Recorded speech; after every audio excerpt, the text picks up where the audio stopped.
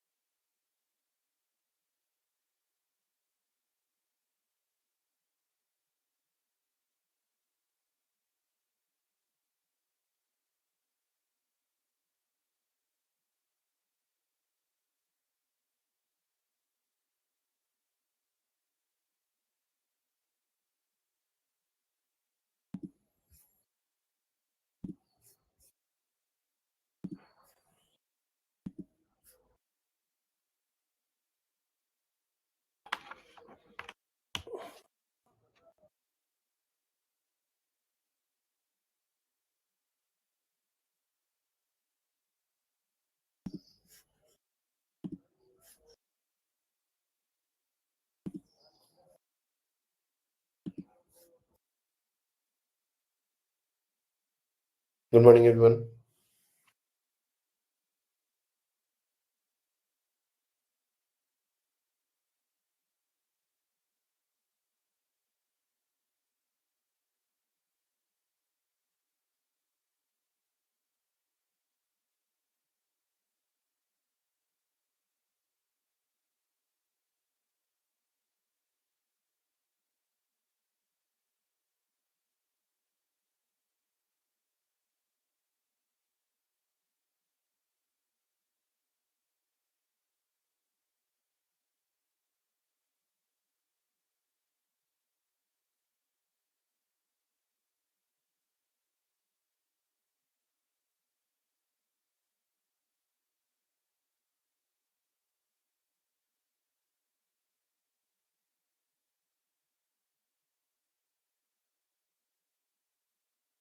ये क्वेश्चन है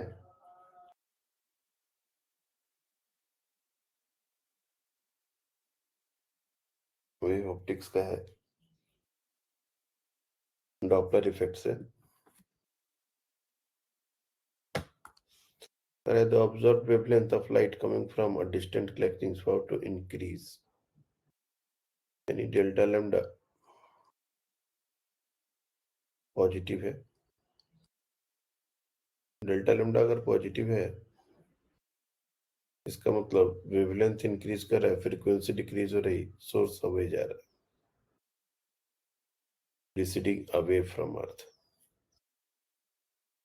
और ये 0.5% ये दिया हुआ है, ये हमारा delta lambda by lambda into 100, इसका वैल्यू दिया हुआ है 0.5।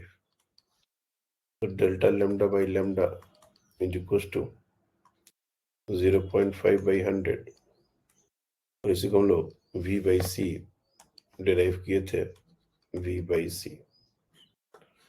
तो यहाँ से कितनी स्पीड से जा रहा है, we can easily 0.5 into c by 100,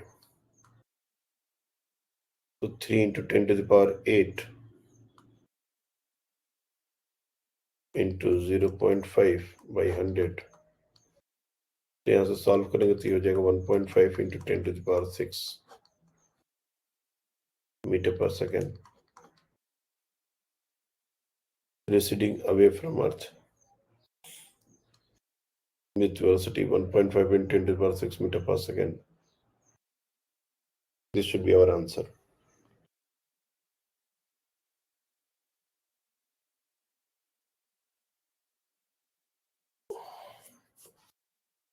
आई बात समझ में? हाँ सर। ये हृदय आपने जो शेयर किया है ये सही है कि ये दिया हुआ है अपने एनसीईआरटी टेक्स्ट बुक में, लेकिन इसके अलावा और जितने भी सोर्सेस हमने देखे हैं वहां पर ट्यूबलेंथ का डेफिनेशन जो हमने बताया है वही दिया हुआ है। तो ये थोड़ी कंट्रोवर्शियल, ये यहाँ पर ये जो स्टेटमेंट है ये थोड़ा कंट्रोवर्शियल लगता है हमको। हमने भी एक बार इस चीज को देखा है, ये चीज टोटली अलग लिखी हुई है। ट्यूबलेंथ जो है, जो हमने आपको बताया कि that is the separation between objective and eyepiece lens, यहाँ पर ये अलग तरीके से दिया हुआ है। लेकिन जितने भी रेफरेंस बुक्स या जितने भी इंस्टीट्यूट्स के मटेरियल वगैरह, जितने भी क्वेश्चंस भी हमने देखे हैं, उसमें हमने जो फार्मूला दिया वही फार्मूला यूज किया जाता है। पता नहीं यहाँ पर ये ऐसा क्यों दिया हुआ है, क्योंकि क्वेश्चन तो उसी से सॉल्व होते हैं जो हमने आपको दिया है। ये थोड़ा कंट्रोवर्शियल तो है।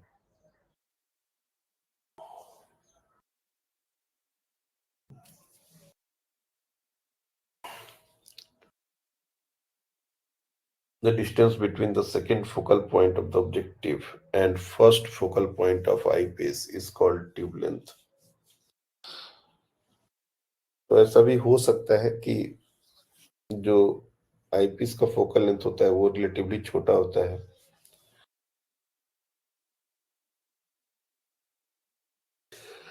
लेकिन किसी भी तरीके से वो बात को जस्टिफाई नहीं किया जा सकता जो हमने लिखवाया है एनसीईआरटी के हिसाब से।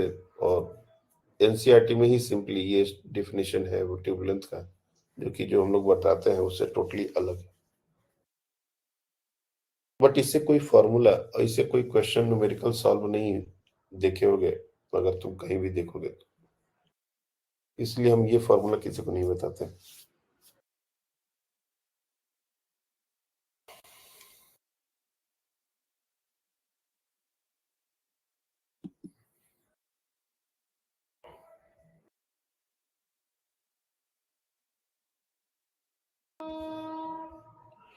रेडियो एक्टिविटी में हमने कल जो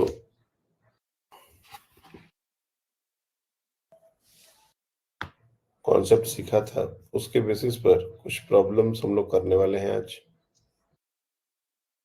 और उसके बाद आगे का जो बचा हुआ छोटा सा पोर्शन है फिशन एंड फ्यूशन वो भी करेंगे। आप लोग ने कुछ क्वेश्चन किया है?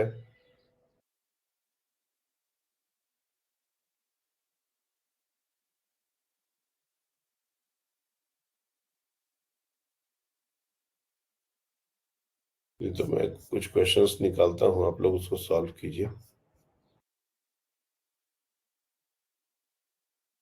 बोर्स मॉडल और न्यूक्लियस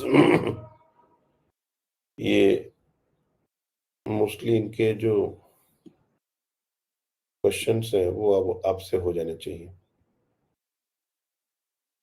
दो तीन और पॉइंट्स हैं सक्सेसिव डीके और पैरेलल डीके वो भी डिस्कस करेंगे। पहले ये बेसिक अंडरस्टैंडिंग वाले जो क्वेश्चन है वो सॉल्व हो जाए उसके बाद।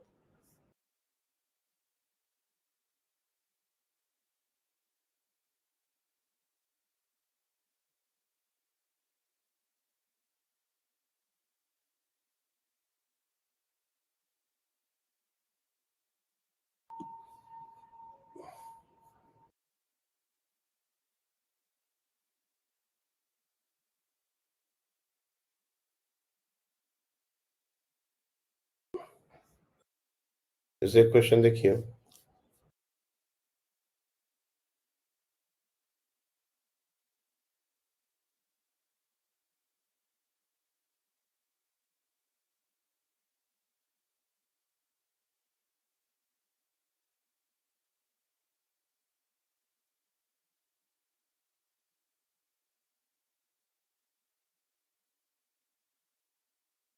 Try this one.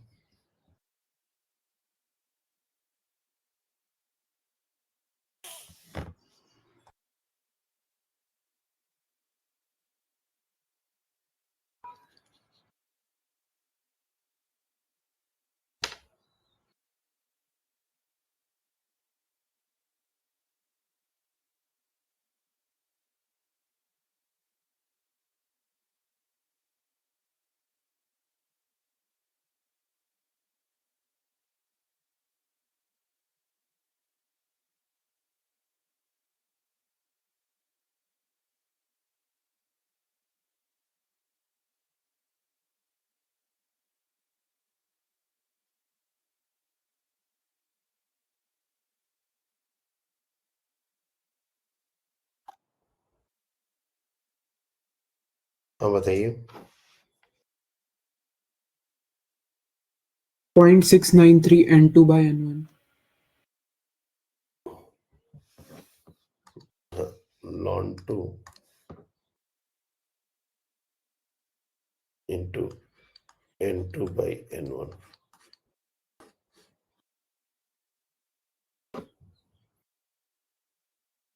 बोला फ्रॉम रेडिएटिव. बाकी लोग भी ने भी कर लिया.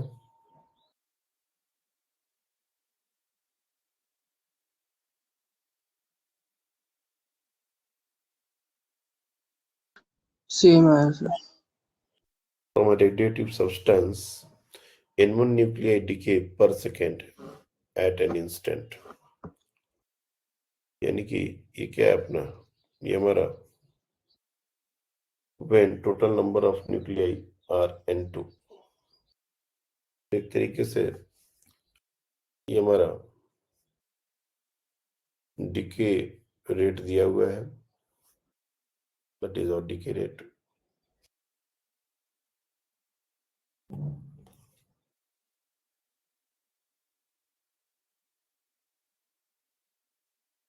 एक्टिविटी भी बोल सकते हैं इसको. So that is n1 nuclei decay per second at instant when the total number of nuclei is n2. यानी कि dn by dt और माइनस dn by dt कहते से that is equals to lambda times n. ये हमारा normal radioactive law होता है. और यहाँ पर dn by dt का वैल्यू दिया हुआ है n1 और उस समय जो वैल्यू है रेडिएक्टिव न्यूक्लियाई की वो दिया है n2. Sorry,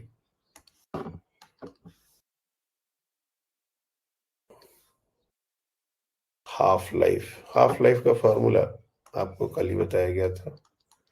T half is equal to ln 2 upon lambda. और यहां से अगर लैम्डा हम निकालना चाहें तो लैम्डा हमारा जाएगा n1 by n2. Now simply put this, you will get the result.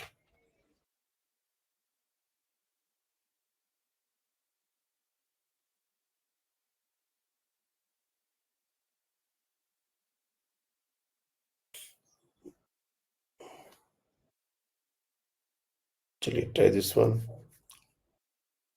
समझ आया? ये सिंपल क्वेश्चन है.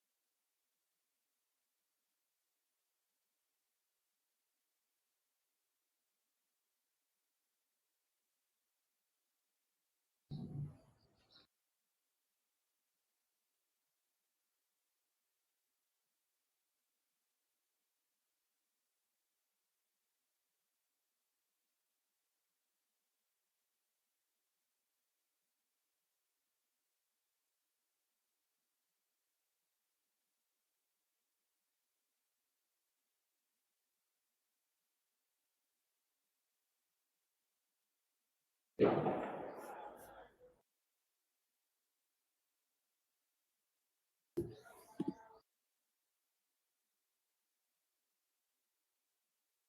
है बताइए?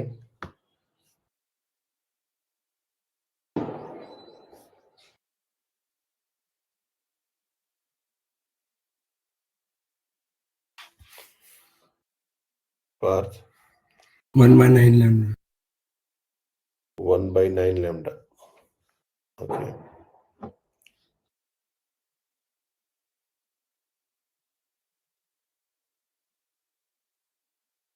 बाकी लोग भी ट्राई करें.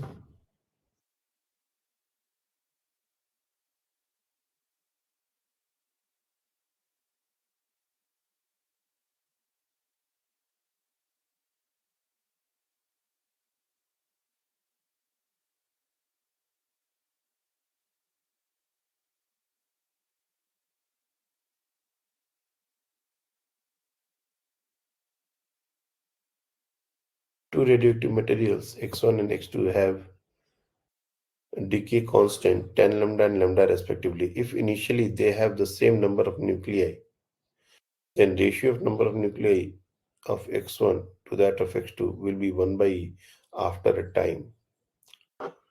तो हम लोग X1 का जो न्यूक्लियाई है, बेसिकली रेडियोएक्टिव न्यूक्लियाई, अनडिकेड न्यूक्लियाई, उसको हम लोग अगर N1 माने, so N1 can be written as initial concentration दोनों का सेम है, सेम नंबर ऑफ न्यूक्लियाई, इसको हमने N0 मान लिया, इसको मान लो N0, ये हो जाएगा N0 e to the power minus 10 lambda into t, और N2 ये हो जाएगा N0 e to the power minus lambda into t.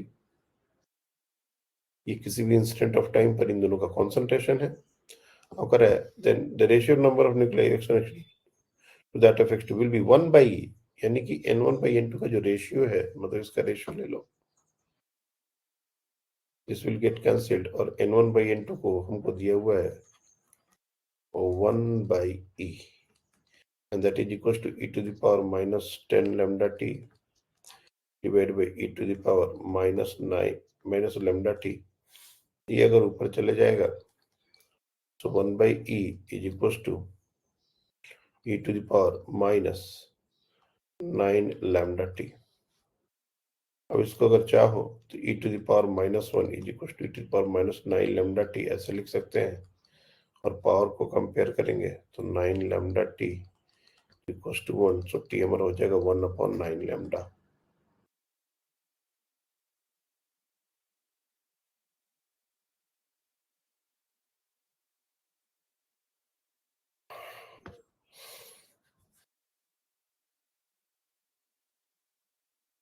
कुछ और क्वेश्चन लेते हैं.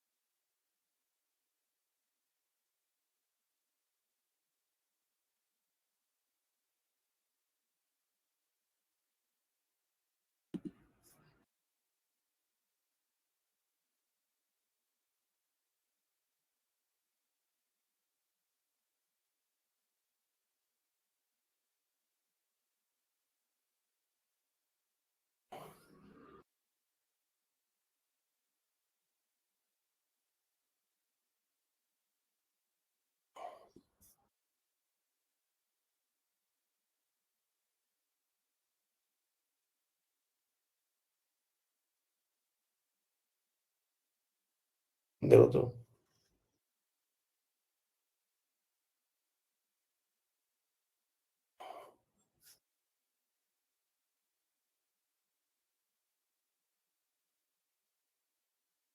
एक्चुअली ऑप्शन जो है वो थोड़े मिसलीडिंग है.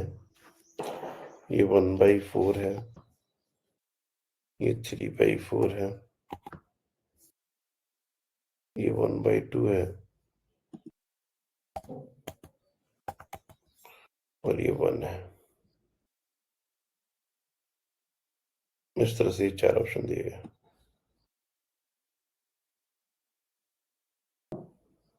Now try this one.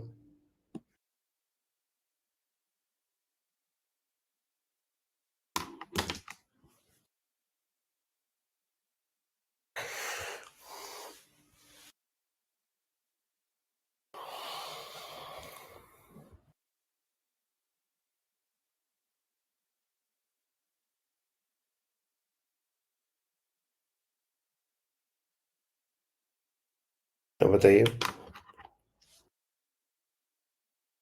3/4.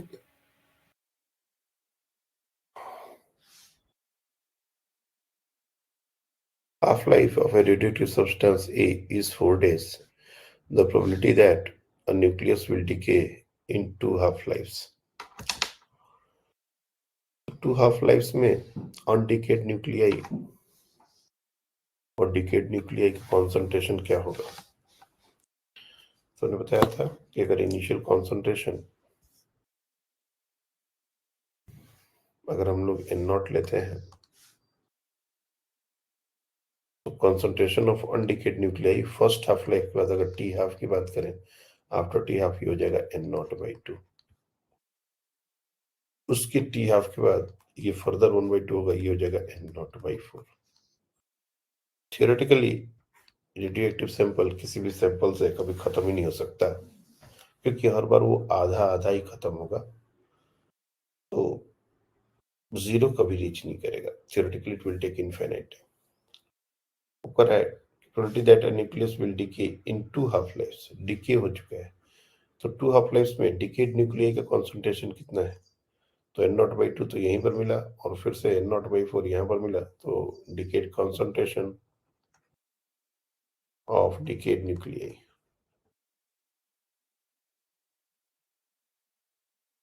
हो जाएगा N0/2 प्लस N0/4 या सीधे N0/4 को N0 से माइनस करके भी निकाल सकते हो, हो जाएगा 3N0/4। अब ये प्रोबेबिलिटी ऑफ डीके पूछ रहा है, तो जितने डीके हो गए हैं divided by total sample, probability number of decade nuclei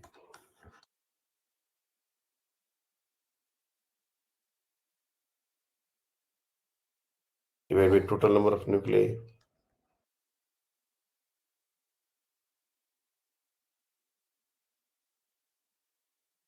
So this will equal to 3N0/4 upon N0 and that will become 3/4. अगर यहीं पर अनडिकेड न्यूक्लियाई का प्रोबेबिलिटी पूछता तो ये 1/4 हो जाता। तो ये तो खैर हाफ लाइफ देके दिया गया है आफ्टर टाइम टी, और what is the probability of a nuclei to survive for time T, ऐसा भी क्वेश्चन इसी पैटर्न में पूछा जाता है। Probability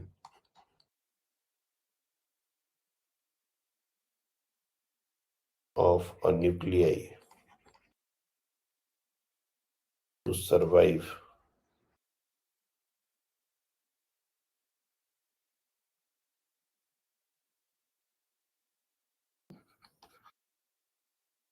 for time t। तो किसी भी इंस्टेंट ऑफ टाइम पर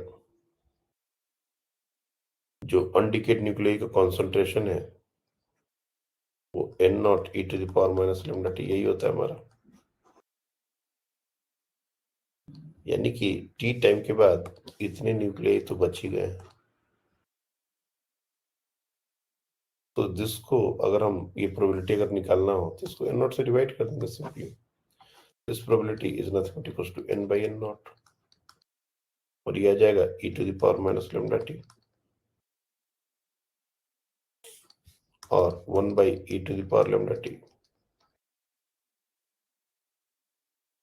ये सर्वाइव का है और डिकेड का अगर किया जाए तो 1 माइनस हो जाएगा प्रोबेबिलिटी ऑफ डिकेड न्यूक्लियाई, और यही चीज हमने यहाँ पर 2 हाफ लाइफ देके पूछ दी है।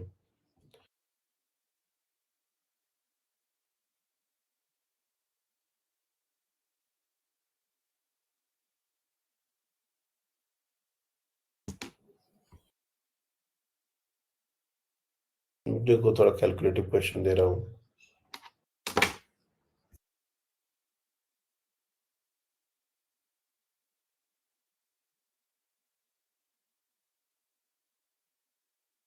इसमें थोड़ा अपने को लॉगरिथम के कॉन्सेप्ट लगाने पड़ेंगे।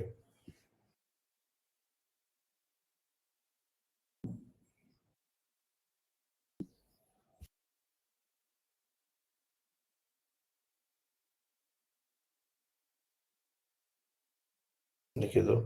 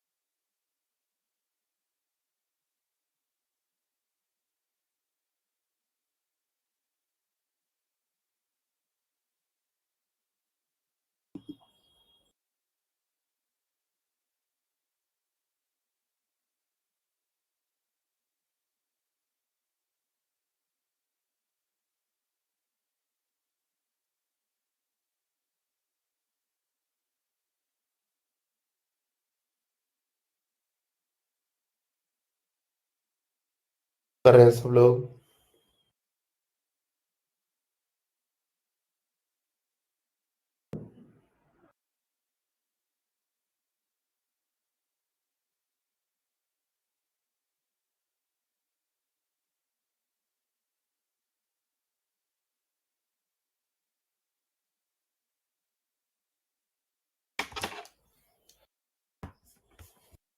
एनीवन? तो बताइए। Second option. 18.5 days। ओके,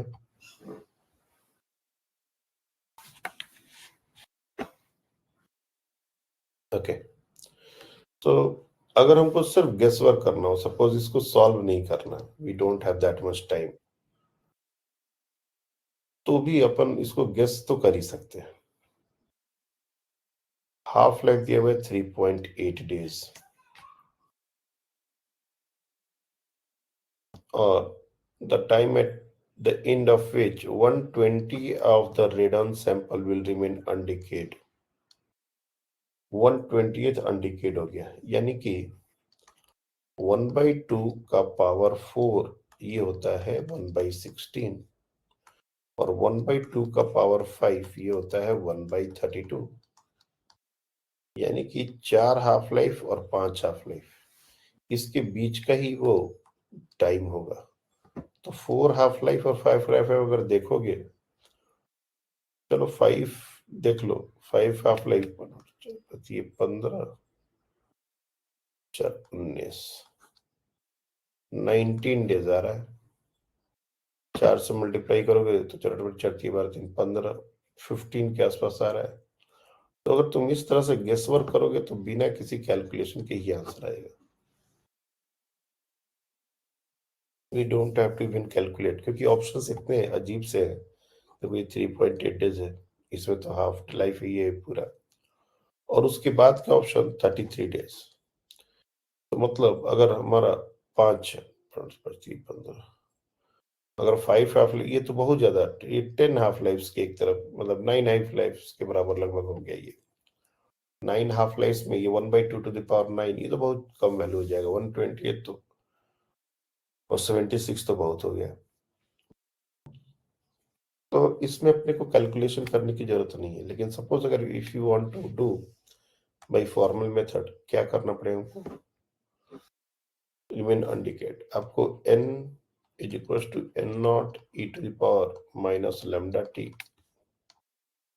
और जहां भी जरूरत होगा तो lambda is equal to ln 2 upon 3.8, और याद रखना कि ये डेज में ही है, मैंने इसको आवर्स में या सेकंड्स में कन्वर्ट नहीं किया, तो जो भी आंसर आएगा वो डेज में ही आएगा। इसको यूज कर लेंगे। n को हम लोग पुट कर सकते हैं n0/20, is equals to n naught e to the power minus lambda t. So 1 by 20 is equals to 1 by e to the power lambda t. E to the power lambda t is equals to 20. ln लेंगे, so ln ये हमारे left hand side में सिर्फ lambda t बचेगा, that is क्या कर रहा हूं, lambda t is equal to ln 20, तो t is equal to ln 20 upon lambda. अब log 10 to the base log e to the base 10 इसका वैल्यू दिया हुआ है. अब यहां से हम लोग चाहें तो ln 20 by ln 2 by 3.8 ये ऐसा पुट कर सकते हैं.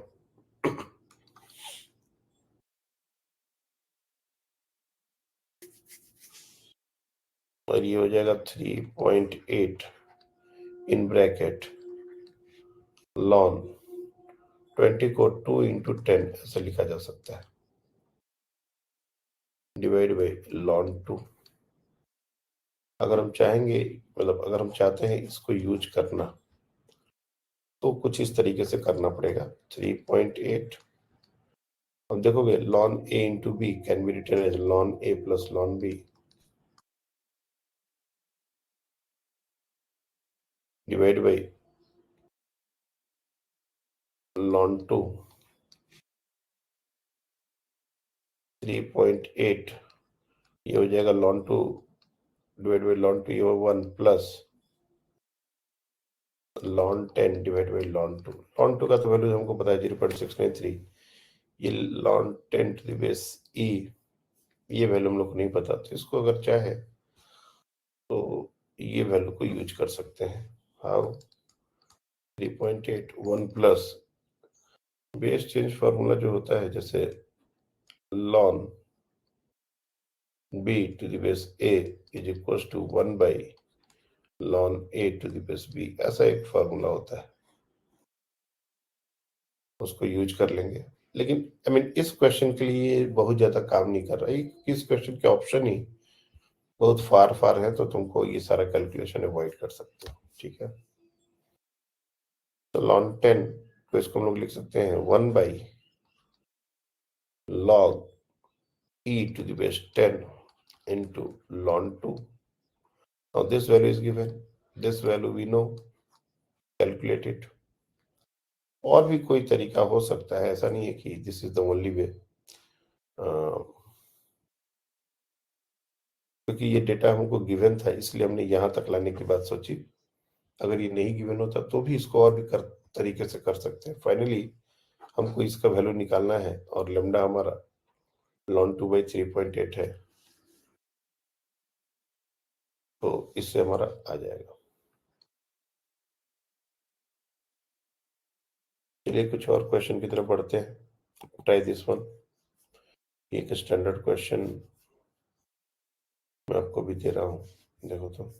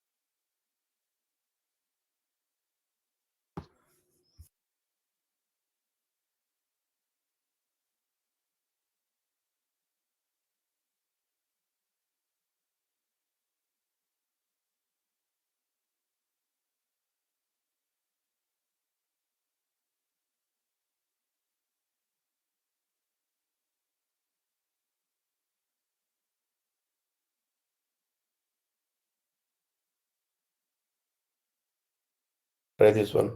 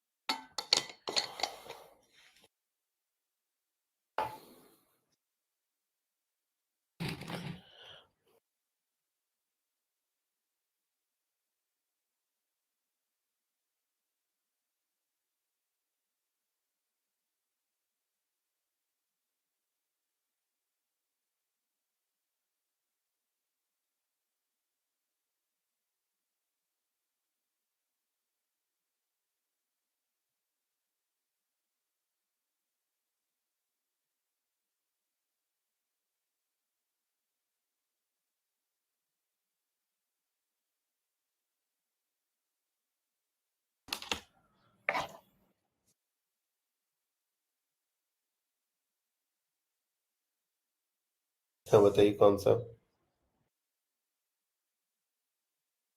Third. ओके, बाकी लोग?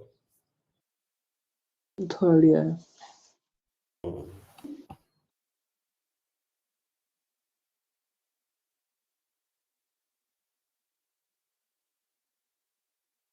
देखिए,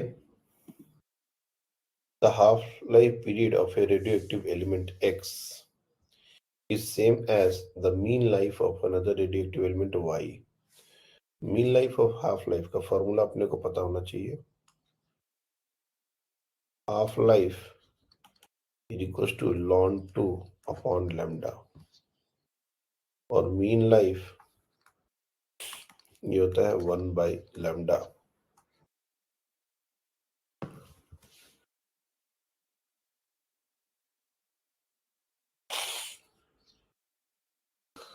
तो कह रहा है half life period of radioactive element X, ये हमने मान लिया अगर टी, तो mean life of radioactive element Y ये भी हो जाएगा हमारा टी। मतलब ये दोनों वैल्यू, इसका हम लोग ले लेंगे लैम्डा 1, इसका हम लोग ले लेंगे लैम्डा 2, यानी कि ln 2 by lambda 1 is equal to t is equal to 1 by lambda 2। ये हमको रिलेशन दिया हुआ है लैम्डा 2, लैम्डा 1 एंड लैम्डा 2, ये हमारे डीके कांस्टेंट्स हैं एक्स एंड वाई के।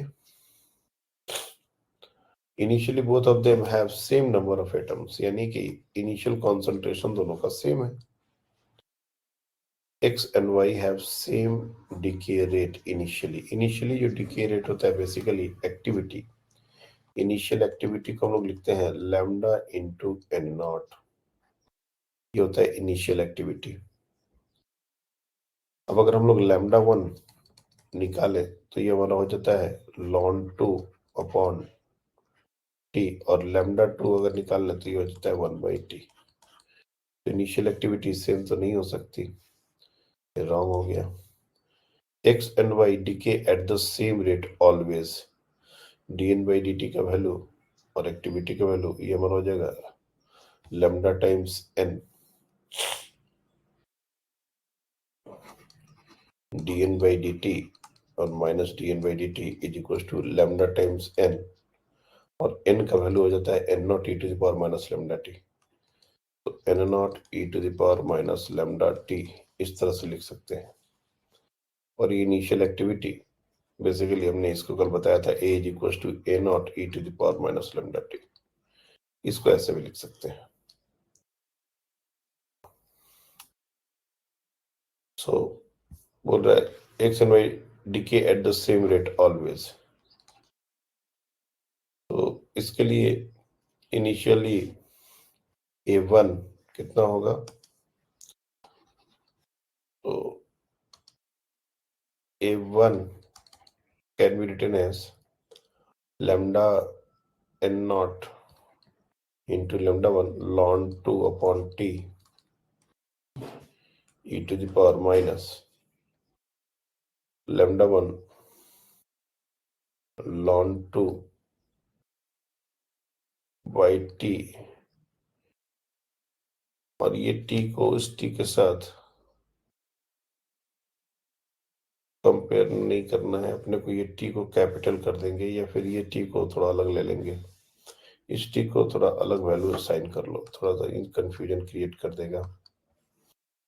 We take this as capital T। Let's take this as a capital T और T capital T ले लो।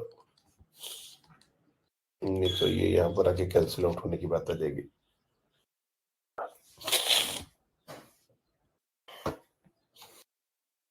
तो यहाँ पर ये आ जाएगा n not ln 2 upon T,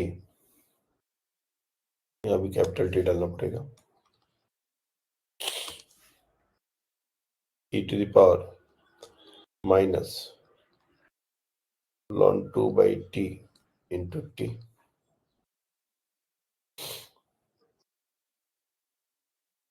और a2 ये हो जाएगा n not upon T e to the power minus t upon T.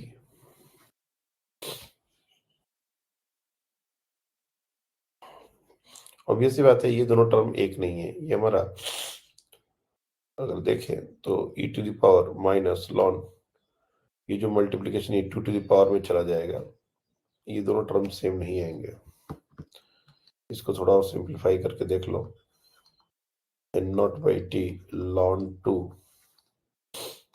Into ये e to the power minus लॉन 2, और ये जो भी टर्म है मल्टीप्लीकेशन में t और t ये पावर में चले जाएंगे, e to the power minus लॉन 2 to the power, you can write t by t, ये पावर में चले जाएंगे क्योंकि पावर मल्टीप्लाई होता है वैसे। और e टू द पावर कोई भी, ये माइनस को भी अगर चाहो तो पावर में ही ले लो, this minus can also be taken into power. e to the power जो भी टर्म है वो हमारा e to the power ln, ये सीधे से जो भी लॉन के सामने टर्म है वही आ जाएगा। तो n नॉट बाई टी लॉन 2 into this term will become minus t upon t। Wait, एक माइनस साइन, डेरिवेटिव नेगेटिव तो आना ही चाहिए, एक्टिविटी तो नेगेटिव ही होगा। कुछ तो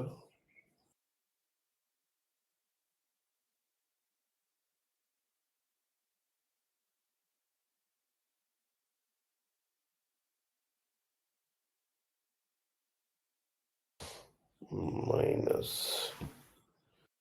e to the power minus ln 2 by t,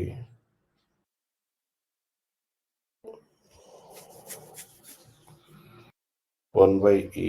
इसको ऐसे भी कर सकते हैं ना, माइनस अवॉइड करने के लिए इसको नीचे लेके चले आएंगे। This we can write this as e to the power minus ln 2 to the power t by t।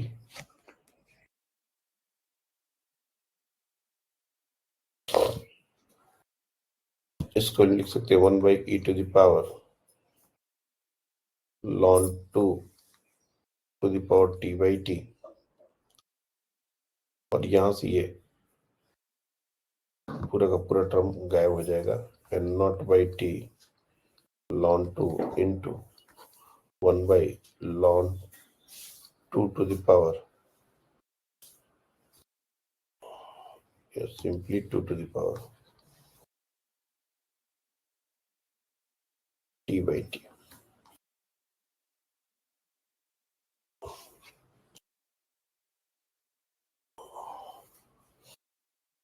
ये दोनों सेम नहीं है, ये भी रॉन्ग हो गया। x will decay at a faster rate than y।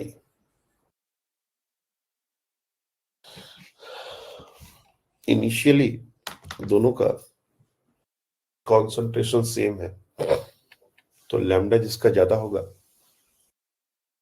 उसका रेट ऑफ डिके ज्यादा होगा। ln 2 is a term lesser than 1, तो डेफिनेटली लैम्डा 2 आपका लैम्डा 1 से बड़ा हो जाएगा, और इसलिए ये ऑप्शन भी हमारा रॉन्ग हो जाएगा।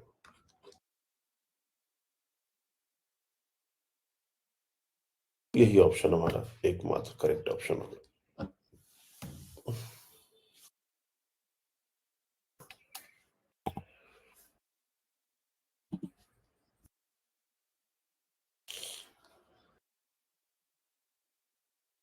एक क्वेश्चन तुम लोग थोड़ा बढ़िया क्वेश्चन लो, देखो तो ये हम एक क्वेश्चन की तरह दे रहे हैं, बट ये एक्चुअली एक कॉन्सेप्ट है जो आज हमको बताना भी है। देखो तो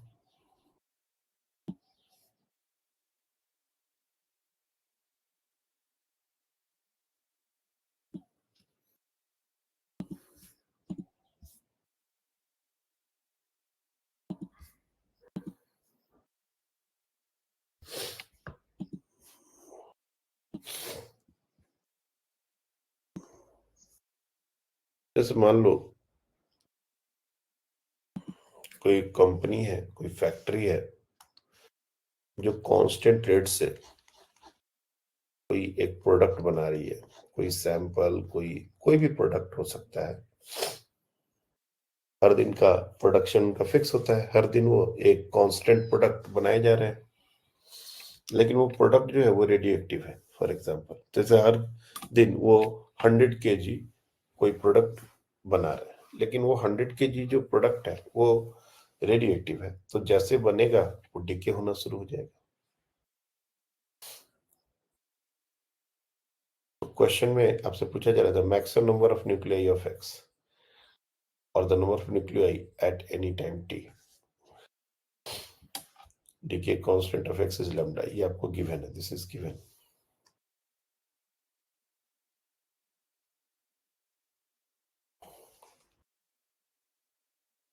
ट्राई कीजिए।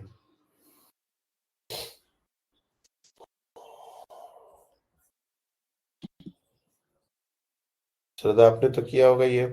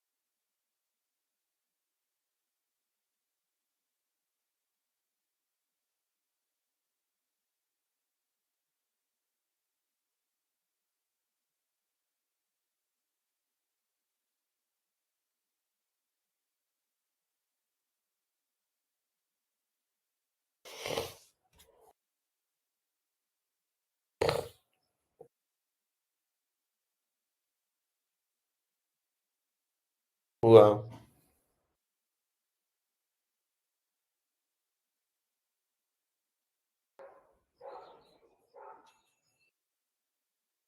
कोई बता सकता है इसको करेंगे कैसे? How we are going to approach this question?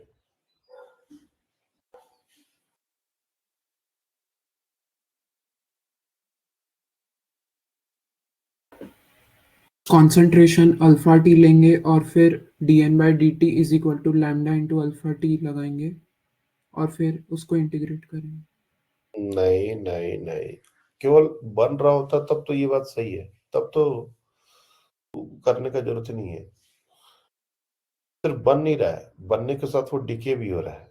It's like continuous process. Factory constant rate से प्रोड्यूस कर रहा है और जैसे ही वो प्रोड्यूस हो रहा है वो डिके भी हो रहा है।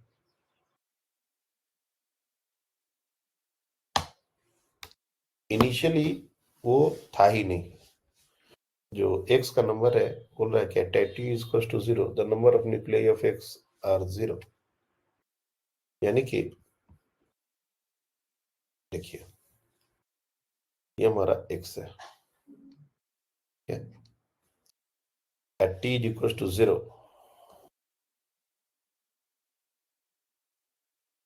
इसका जो कॉन्सेंट्रेशन है वो 0 है,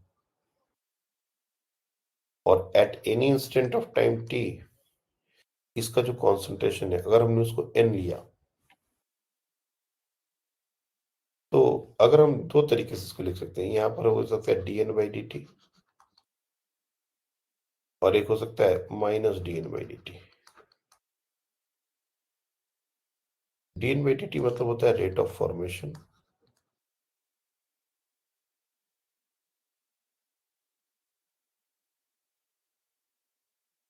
और ये हो गया रेट ऑफ डिसइंटीग्रेशन।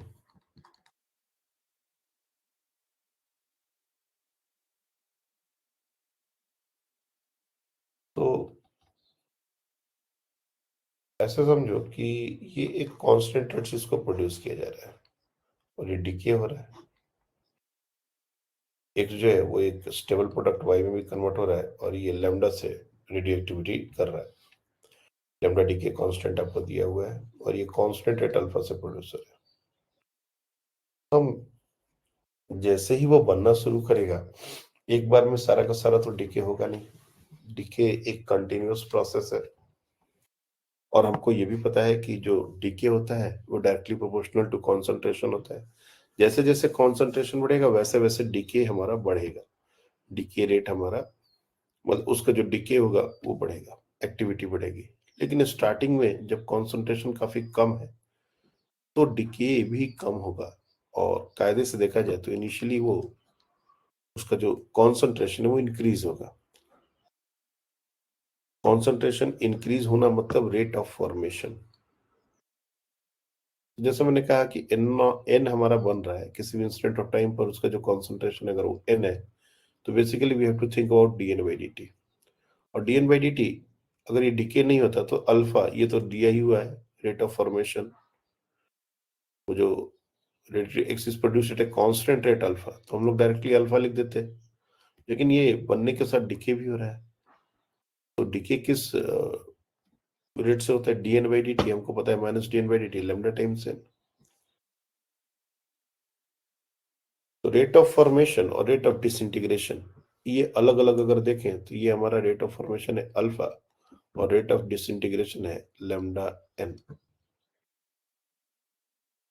तो इनिशियली जब ये हमने प्रोसेस स्टार्ट किया तो कायदे से उसमें रेट ऑफ फॉर्मेशन ही ज्यादा होगा। तो net rate of formation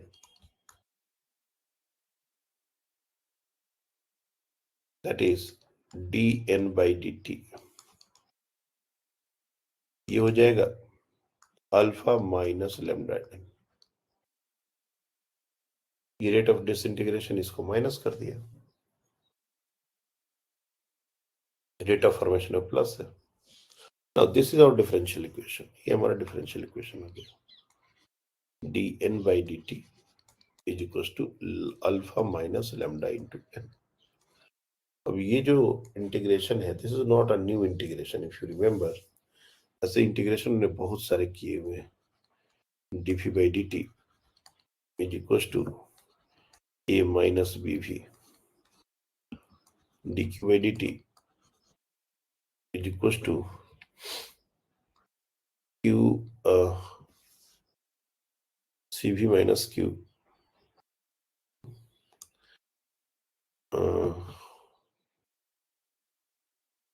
v minus q by c, sorry, हाँ,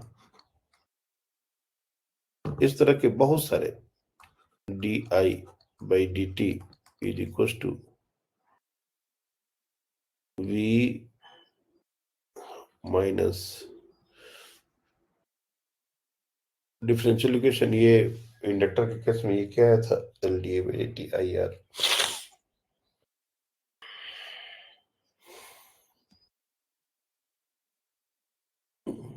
आई आर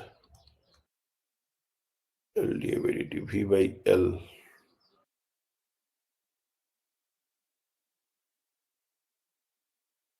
ऐसा कुछ, मतलब ये हर जगह ये आया हुआ है। ये हमारा साथ डिफरेंशियल इक्वेशन होता है जब हम कैपेसिटर को चार्ज कर रहे होते हैं उस समय का। ये हमारा, इसमें भी एक आर का टर्म होगा, D Q by d T minus I R. Charging of capacitor अगर रजिस्टर डाल के करेंगे तो इसमें भी एक आर का टर्म आएगा। क्योंकि एग्जैक्टली वो डिफरेंशियल इक्वेशन याद नहीं है, केवीएल लिखने के वो ड्रॉप लिखना पड़ेगा, बट ये हमने बहुत बार कराया है इसका सॉल्यूशन, इसलिए इसको सॉल्व करने की जरूरत नहीं है। We can directly use the formula, and that formula is v is equals to a by b 1 minus e to the power minus t और bt।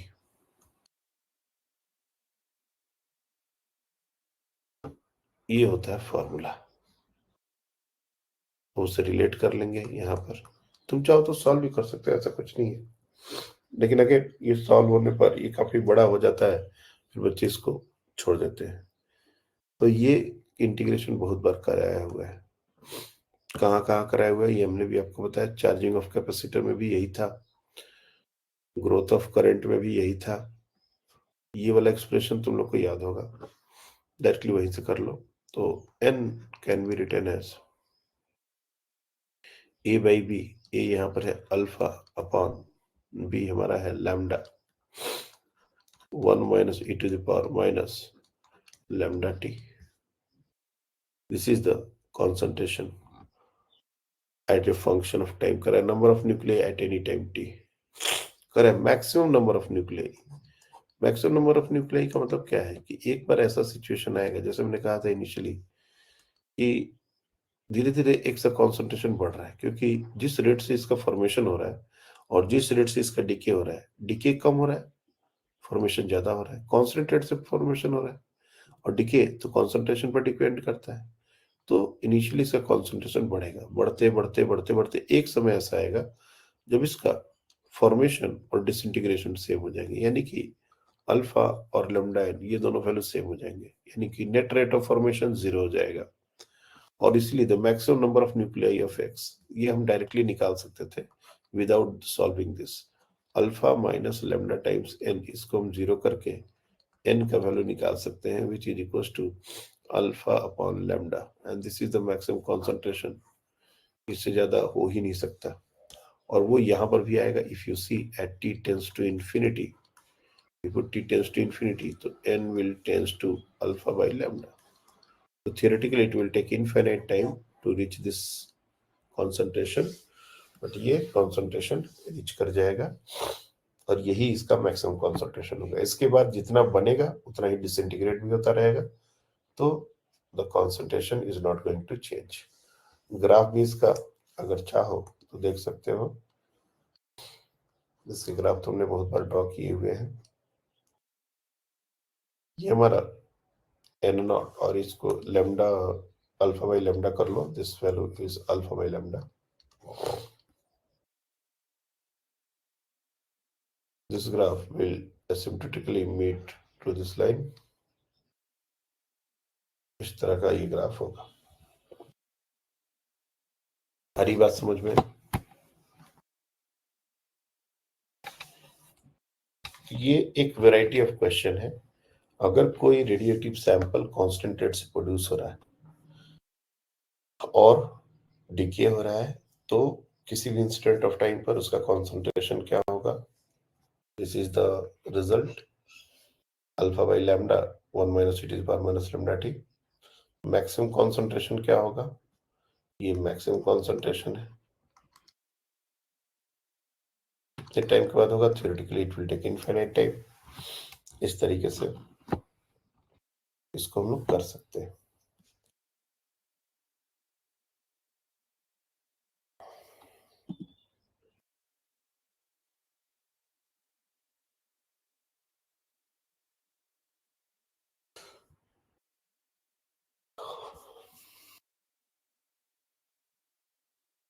एक होता है पैरेलल डिके। कोई भी न्यूक्लियाई एक ही समय में दो अलग अलग पाथ से दो अलग अलग न्यूक्लियाई फॉर्म करता है, तो उसको बोलते हैं parallel decay. Just a second.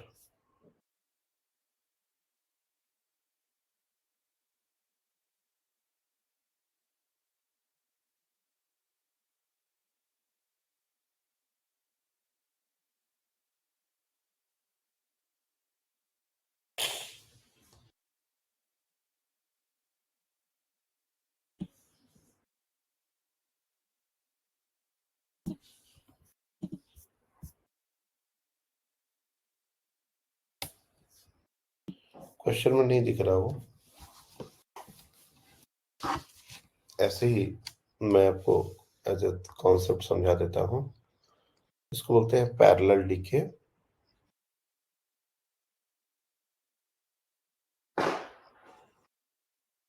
जैसे कोई भी एक सैंपल है, लेट्स से एक्स,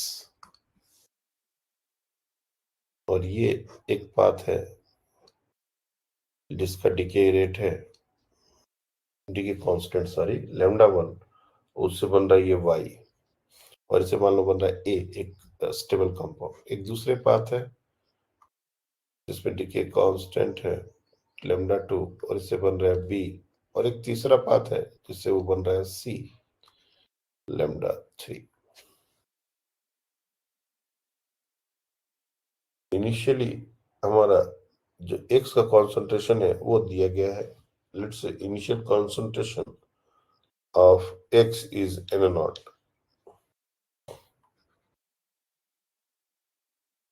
और ABC इनमें से किसी सबका कॉन्सेंट्रेशन 0 है. The concentration of Na at starting initially at t is equals to 0. At t is equals to 0, Na is equals to 0, Nb is equals to 0, Nc is equals to 0.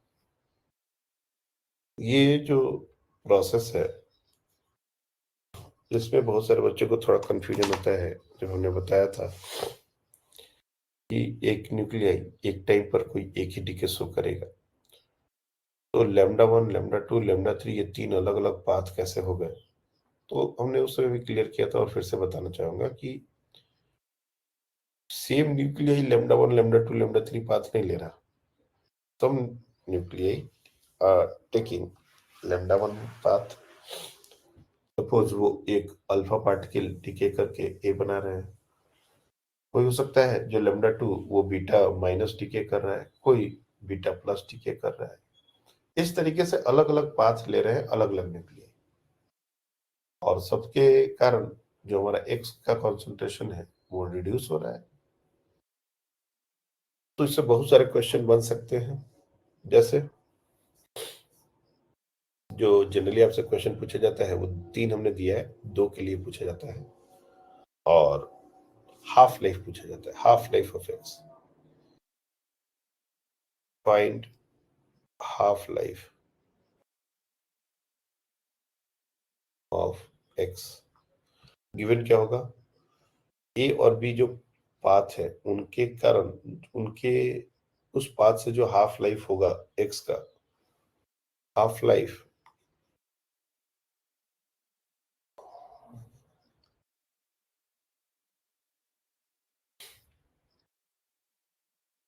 For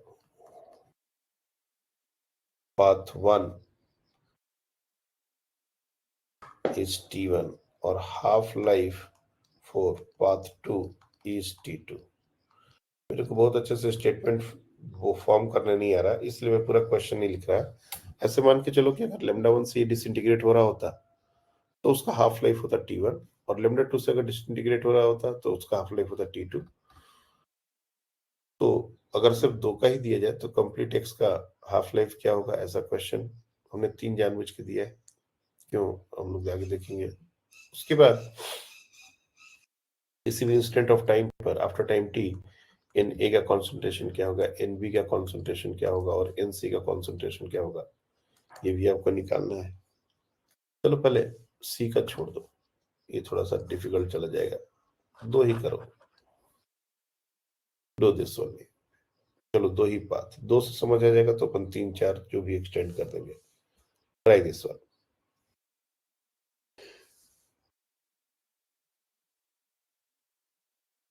Na और Nb का concentration अपने को निकालना है time के साथ, और half life entire sample का क्या होगा अगर वो इंडिविजुअल पाथ से उसकी half life t1 and t2 है. तो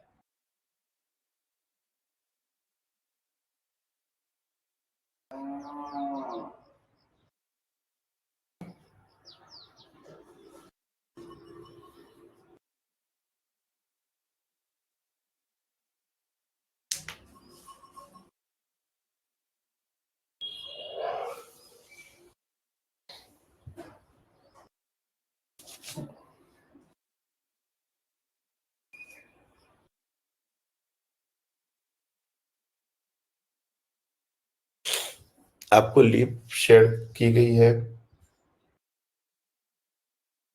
न्यूक्लियस की.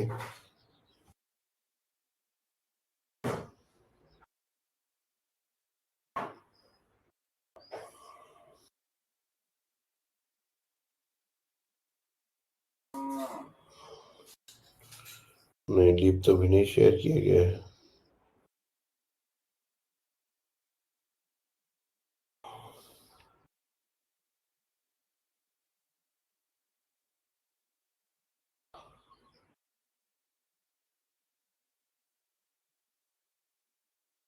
लीप भी आप लोग ट्राई करो।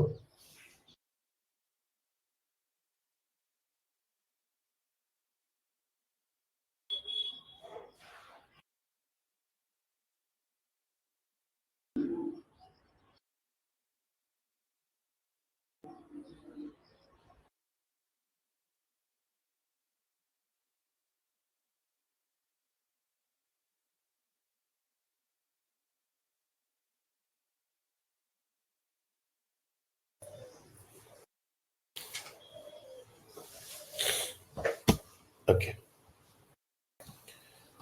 देखो इनिशियली हमने देखा है कि टोटल जो कॉन्सेंट्रेशन है वो सिर्फ एक्स का है, ए और बी का कोई कॉन्सेंट्रेशन नहीं है।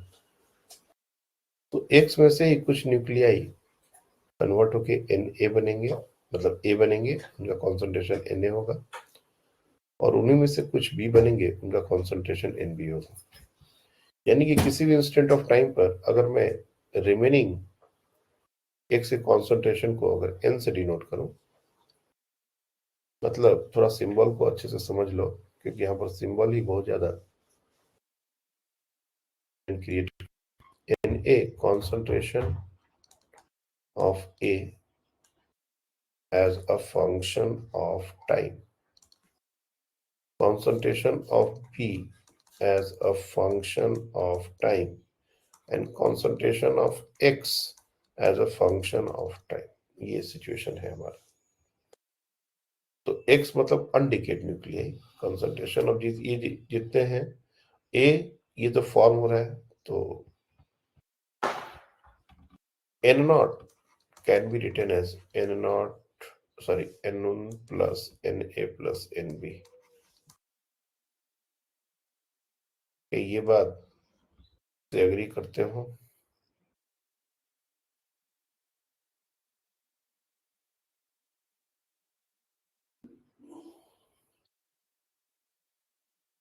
ये होगा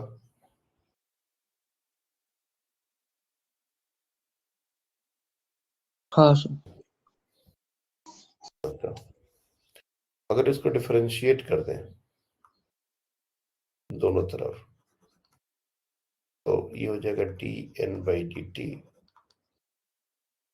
plus d n a by d t plus d n b by d t. ये टर्म तो जीरो हो जाएगा। You can see this term will come zero, क्योंकि इनिशियल कॉन्सेंट्रेशन एक कांस्टेंट क्वांटिटी है, बाकी ये तीनों कांस्टेंट नहीं है, दे आर चेंजिंग।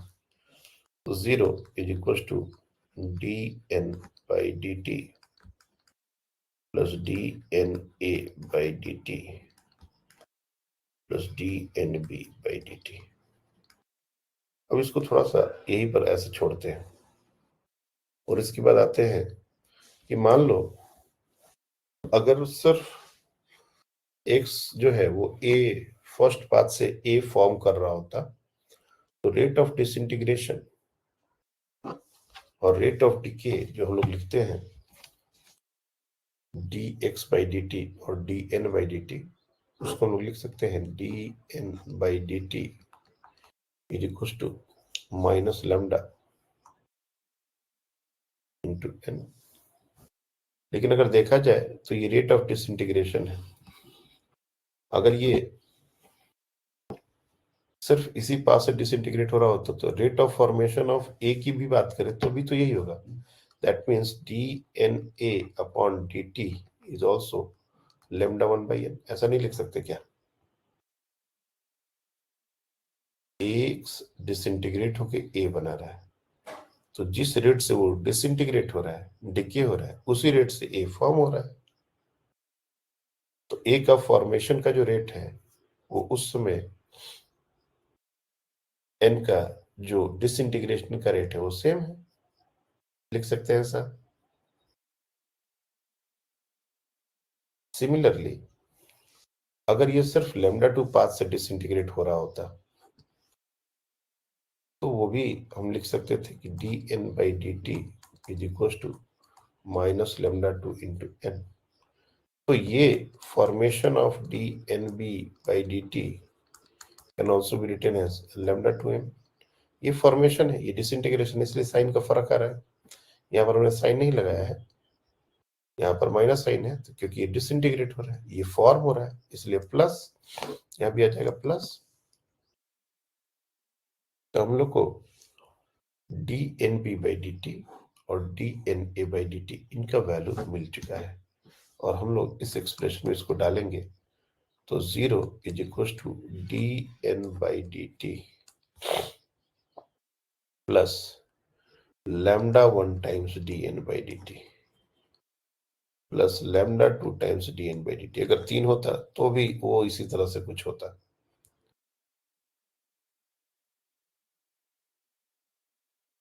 और अगर हम dn/dt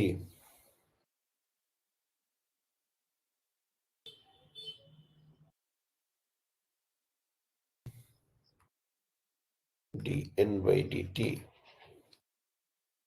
एक मिनट रुक जाओ, कुछ तो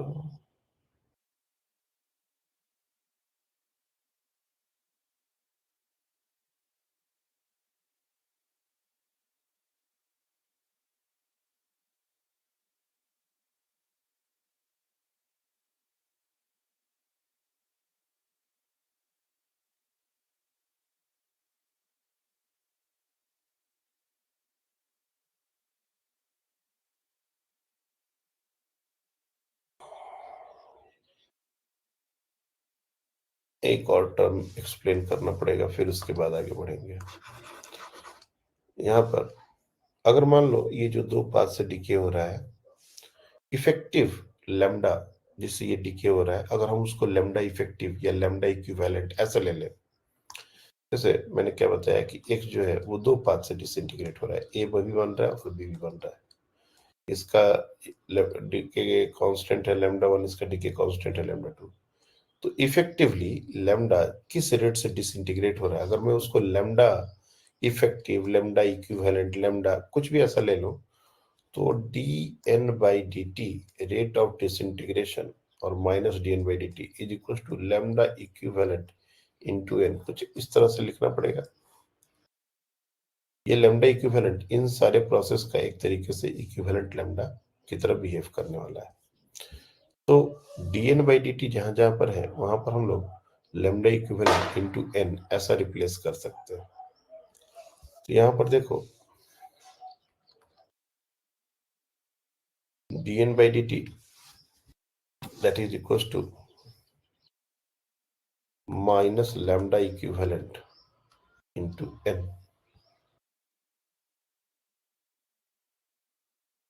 plus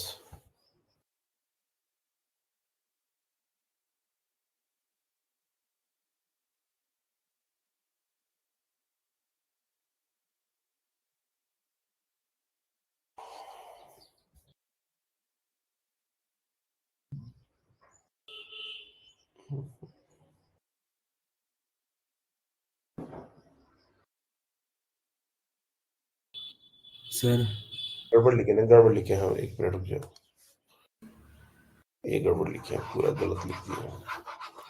लैम्डा टाइम हुई तो करे, कुछ तो गड़बड़ लिखे हम। 0 इज इक्वल टू dn/dt, इसको एज इट इज रहने दो। ये dna/dt हमारा लैम्डा 1 टाइम्स n था ना बच्चे, इसको लैम्डा 1 टाइम्स n लिखेंगे ना, और ये हमारा लैम्डा 2 टाइम्स n, और ये जो हमने अभी निकाला ये माइनस लैम्डा इफेक्टिव और lambda equivalent into n is equal to sorry plus lambda 1 plus lambda 2 into n।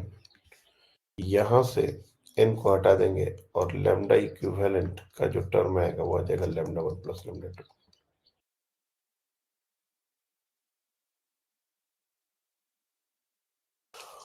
ये हमारा लैम्डा इक्विवेलेंट का एक्सप्रेशन आ गया, दिस इज इंपॉर्टेंट।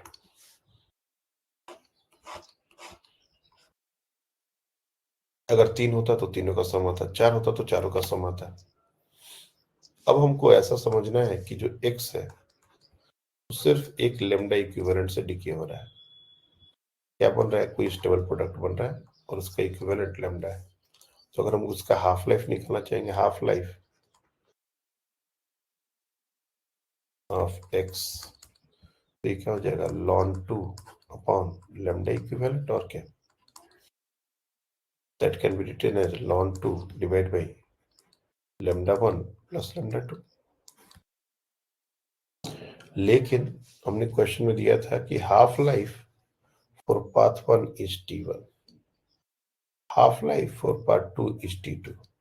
यानी कि इस t1 को हम लोग ln 2 बाई लेमडा 1 ऐसे भी लिख सकते थे और ln 2 बाई लेमडा 2 ऐसे भी लिख सकते थे।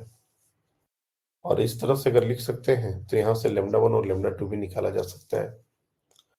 We can write lambda 1 is equals to ln 2 by t1 और lambda 2 is equals to ln 2 upon t2। तो यहाँ पर तो lambda इफेक्टिव का फॉर्मूला हमने निकाल तो दिया ही है, ये तो इंपॉर्टेंट है ही, no doubt about it, this is important, ये फॉर्मूला याद होना। लेकिन इसके बाद ये जो हाफ लाइफ वाला जो फॉर्मूला है, ये बहुत बार पूछा गया क्वेश्चन है। अब lambda 1 को ln 2 upon t1 ln 2 upon t2 इस तरह से पुट कर देंगे, and if you solve ln 2 will get cancelled और ये हो जाएगा t1 t2 divided by t1 plus t2। This is the second question that is asked many times।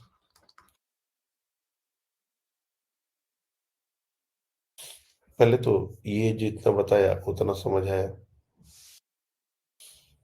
Parallel DK के क्वेश्चंस आपके एग्जाम में प्रीवियसली पूछे गए हैं, तो देखो रेडियो एक्टिविटी नहीं आएगा तो ये कोई भी पार्ट नहीं आने वाला है जैसा लिखा हुआ है,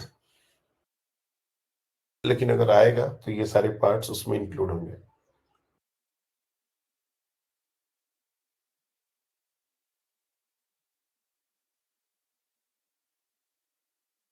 यही क्लियर है?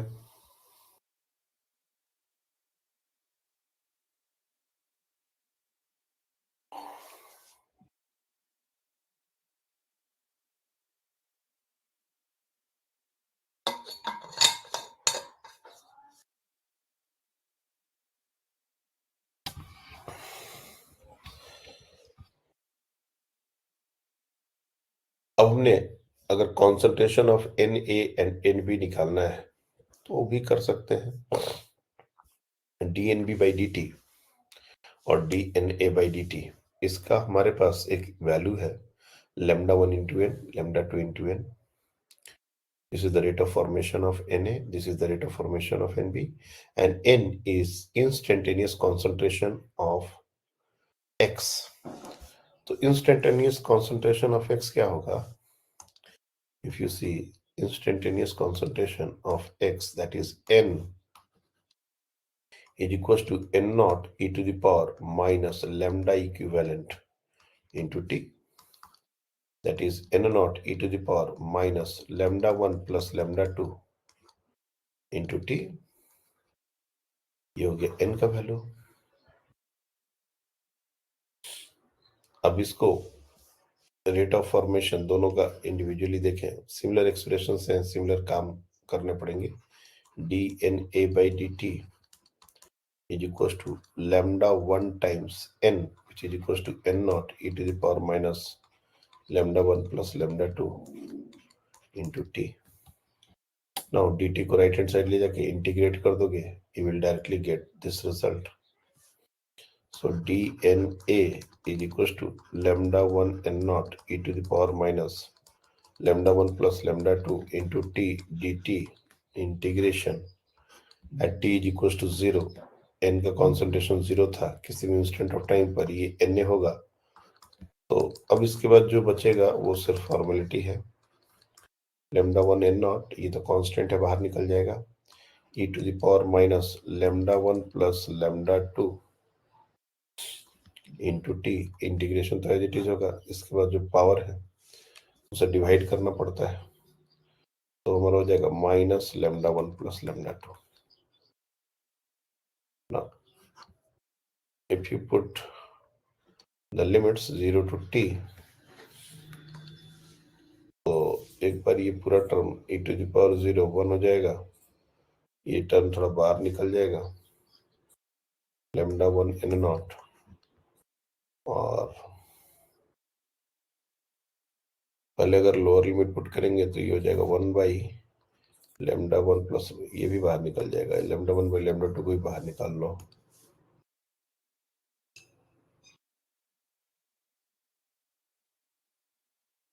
One minus e to the power minus lambda one plus lambda two into T.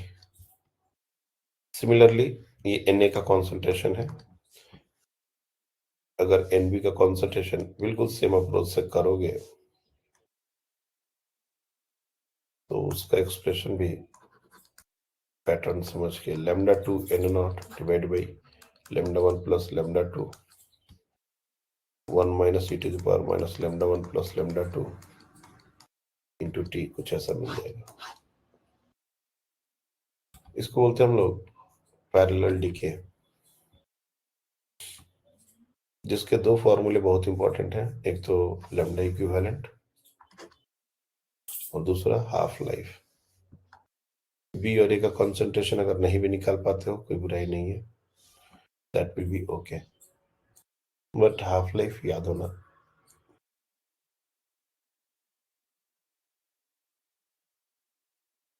Leave भी आज हमने शेयर कर दी है, आप लोग उसको सॉल्व कीजिए।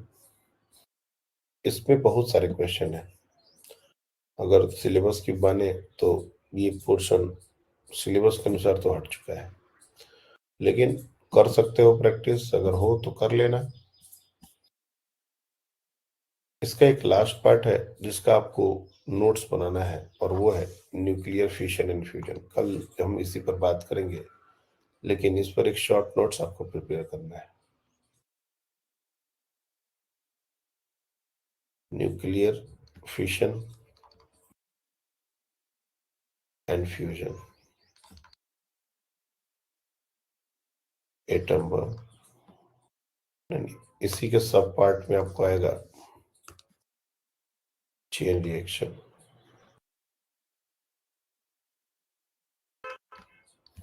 और इसी के सिलसिले में आपका आएगा एक atom bomb and nuclear reactor.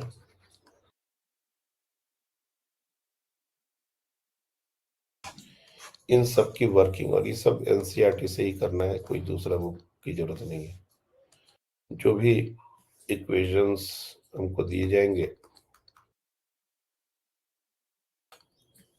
Nuclear relations जो भी हमारे पास होंगे, वही एनसीईआरटी वाला ही हमको पिक करना है, फ्यूजन के भी और फिशन के भी। कितनी एनर्जी रिलीज होती है अगर एक यूरेनियम टूटता है, तो वो भी अपने को वो डेटा याद होना चाहिए, because this is asked in previous years.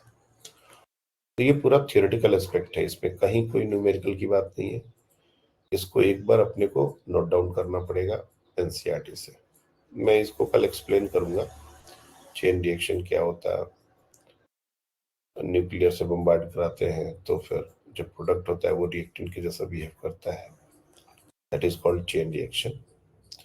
और फिर चेन रिएक्शन को कंट्रोल कैसे करते हैं एटम बम में, इसी यही जो चेन रिएक्शन है अनकंट्रोल्ड मैनर में होता है, तो बहुत सारी एनर्जी एक साथ रिलीज होती है। और न्यूक्लियर रिएक्टर में वही काम हम कंट्रोल्ड मैनर में करते हैं, तो बहुत लंबे समय तक थोड़ी थोड़ी एनर्जी रिलीज होती रहती है। और फ्यूजन जो जनरली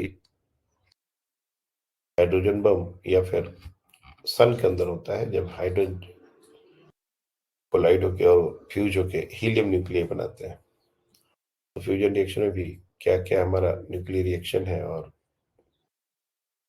कितनी एनर्जी रिलीज होती है, ये सब छोटे छोटे पॉइंट्स हैं। न्यूक्लियर रिएक्टर, इसके अंदर बहुत सारे कंपोनेंट्स होते हैं, उन सारे कंपोनेंट्स का वर्किंग, क्योंकि ये सब पोर्शन प्रोमिनेंट हो जाएगा अगर ये रेडियोएक्टिविटी नहीं आता है तो। न्यूक्लियस एक बहुत ही इंपॉर्टेंट चैप्टर रहा है। वैसे तो मॉडर्न फिजिक्स के सारे चैप्टर से एक क्वेश्चन जरूर आएंगे, लेकिन न्यूक्लियस से 2 भी आ सकते हैं। मतलब बाकी सब में एक थोड़ा सा इंपॉर्टेंट है। ड्यूअल नेचर से भी 2 आ सकते हैं, सेमीकंडक्टर से भी 2 आ सकते हैं। ये सब 2 क्वेश्चन, एक बार तो सेमीकंडक्टर से पिछले साल से 3 क्वेश्चन आ गया था। तो सेमीकंडक्टर भी हमारे इंपॉर्टेंट है, क्वेश्चन एक से ज्यादा भी आ सकते हैं। और अगर ये रेडियोएक्टिविटी हट गया, जो कि मेरे को दिख रहा है, तो फिर यही थ्योरेटिकल एस्पेक्ट है जहां से क्वेश्चन की पॉसिबिलिटी है। तो सारे पॉइंट्स को आप लोग एक बार एनसीईआरटी से नोट डाउन कर लीजिए। मैं इसको कल एक्सप्लेन कर देता हूँ। बहुत सिंपल सा बात है, जूनियर क्लासेस में भी ये सारी बातें दी गई रहती हैं। हाँ, वो न्यूक्लियर रिएक्शंस, वो एनर्जी कितनी रिलीज होती है, वो सारी बातें नहीं दी गई थी। बाकी चेन रिएक्शन क्या होता है, स्लो न्यूट्रॉन से बम्बार्ड कराते हैं तो क्या होता है, एटॉमिक ये जो न्यूक्लियर रिएक्टर होता है उसमें डिफरेंट जो कंपोनेंट्स होते हैं उनका वर्किंग क्या है, क्या यूज करते हैं उसके लिए, 2 एग्जांपल्स, और खास करके वो एग्जांपल जो एनसीईआरटी में, ये अपने को last part of this chapter में प्रिपेयर करने पड़ेंगे। और कल हम लोग इस चैप्टर को फाइनली कंप्लीट कर लेंगे। अगर तुम लोग का कोई डाउट वगैरह होता है तो तुम लोग का डाउट वगैरह भी लेके आना। आज चूंकि क्लास हमने 1-1.5 घंटे की रखी थी, कल की क्लास 2 घंटे की होगी। आज मेरे को कुछ कहीं निकलना है, तो कल अगर प्रिपेयर करके आओगे तो ये चैप्टर कंप्लीट हो जाएगा। फिर सेमीकंडक्टर आ जाएगा, उसको भी अपन 3-4 दिन में कंप्लीट कर लेंगे। That's all for today. Thank you.